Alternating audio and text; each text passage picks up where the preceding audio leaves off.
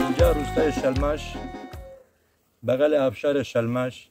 اینم درخت چناره، تقریبا نزدیک حداقل 200 به بالا اینجا کاشتن. درست. ما از پیرمردایی که تمنشان 120 بالا بوده ازش سوال کردیم، گفتیم ما اینجوری دیدیم. تیکه بزرگتر بود، رفته بود اون طرف جاده، اونم باباش شکسته شد. بله. حالا خیلی بزرگ بود. درست شما اینجا خلاصه پارک روستاه واسه استراحت. خیلی خوبه. یه زمانی اینجا قهوه‌خانه بود. آقا کریم، چرا روستاتون اینجوری خونه هاشو دیدم ترک کردن رفتن تر باشه؟ تاثیری ندارن اینجا. من نمیدونم بره کار بکنی. واسه نام تخلیه کردن رفتن شهر. آخه اینجا چون فاصلش نزدیکه تا شهر، باید خیلی اینجا آبادتر باشه. تاثیری ندارن اینجا.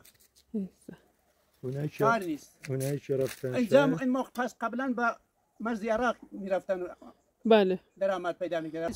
این روستا قبلا از شهرستان خوبتر بود. بله قبلا 1500 خونه ایران شده. اینجا. درست. کنم چون ایران شدن. بله دیدم.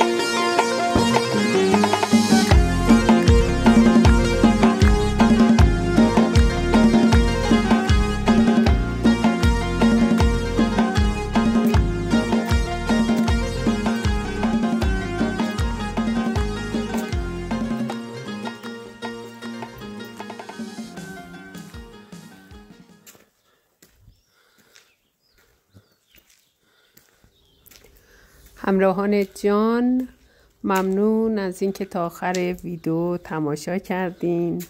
اگر کامنت بگذارین خیلی خوشحال میشم. لایک هم بکنین، خواهشاً حمایت بکنین. بطری آبمو پر میکنم و از این چشمه گوارا و مقصد بعدی روستا به روستا تا بیتوش.